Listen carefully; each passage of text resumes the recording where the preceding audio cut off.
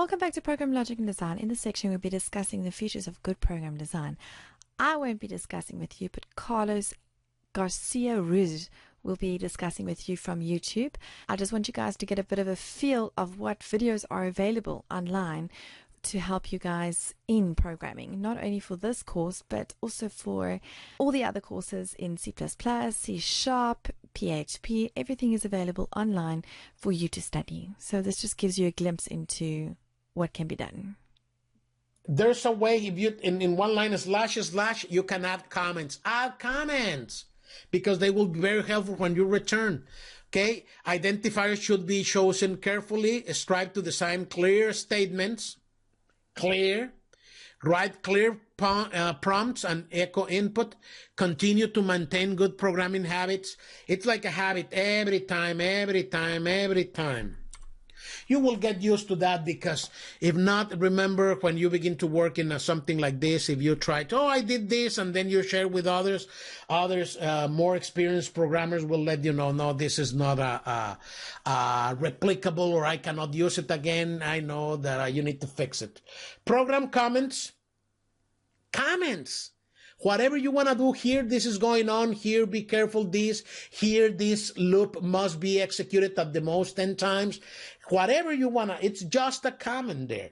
Syntax used differs among programming language. We talk about that, like write line or output. Okay, read line or input, for example. Flowchart. Use an annotation symbol to hold information that expands on what is stored within another flowchart symbol. Okay, everything must be reflective in the flowchart. Okay, using programming comments. Look, I'm declaring three variables: one, numeric, SQ fit, price per foot, lot premium, and then // SQ fit is an estimate provided by the seller of the property. What? That's really nice when you need to go back and then you need something that's going on. And look, they can be long. They can be whatever you need. Okay? Let's see. Flowchart that includes annotation symbols. Start, declaration, string prompt equal, enter works work. Rate is expected to increase on January 1. Okay? Comments. Program assume all employees. Look here. You are declaring variables, output, input, an operation, and that's it. And then these are the comments. Okay? And the comments on a flowchart look like this. Comments on the pseudocode or the program will look like this. Okay, choosing identifiers. Give a variable or a constant a name that it's a noun. Okay, because it represents a thing like salary, paycheck. Give a module an identifier that it's a verb because it is an action. Use meaningful names because self-documenting. Use pronounceable names. Don't use weird words. Do not make up words. Be judicious in your use of abbreviations.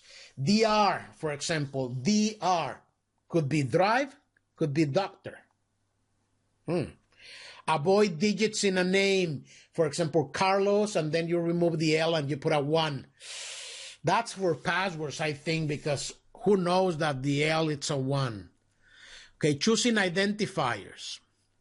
General guidelines. Use the system your language allows to separate words if they can, like an underscore. Including a form of the verb to be. Name constants. Use all uppercase letters separated by underscores. Okay, and then you have create your own appendix. Well, it's called data dictionary. You don't want to play games. You want, oh, what is this? Okay, well, a lot of them will be but in some programs they handle a lot of variables. You don't want to guess. Okay, avoid confusing line breaks. Okay, what is this? Be working in the specific pieces that later these pieces could be models. Okay, most modern programming languages are free form. Make sure your meaning is clear. Do not combine multiple statements on one line. You can, but don't do that. Again, you need to be able to return and fix it, keep it, improve, maintain, things like that. Okay.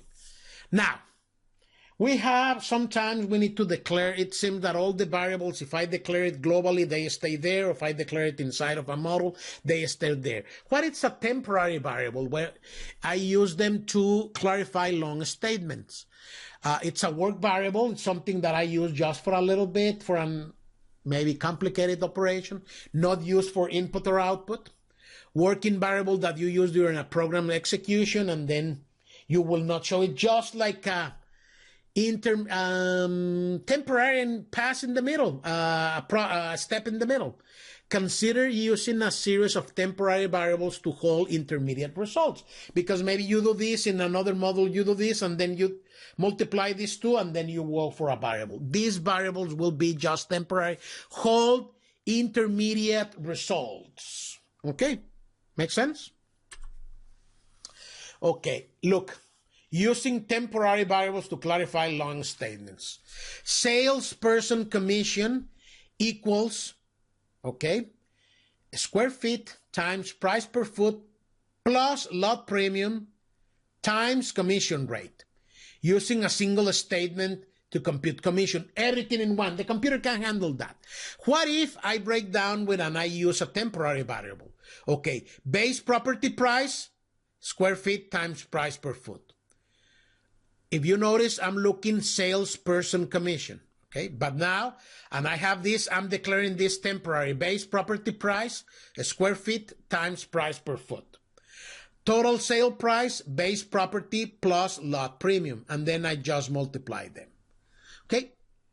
What is better? A lot of people like this because it's very expedite, very like this. However, let me tell you, plain safe, I prefer this one because it's easier to go back. And maybe some of these values you will need them.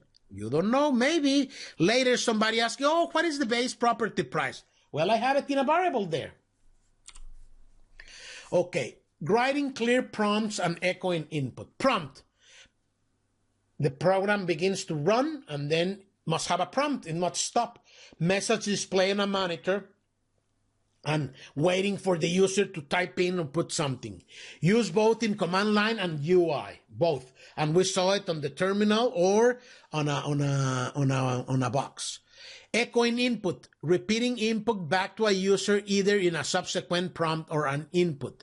It's like I'm receiving for the working hours this week, the hours that you work this week that you work this week, you said 23, okay?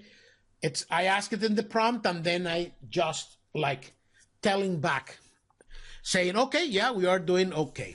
Now, clear prompts, look what is going on, string name, num, and balance, two variables, one is a string type, the other is numeric, name and balance, and then I input, they look like this, okay? I accept this, and then what happened here? Declaration, enter, output. Please enter customer name, input name. Output, please enter the balance due, input. Okay? Input balance. Okay? And there are two different, these are prompts. One prompt, and here I have two prompts.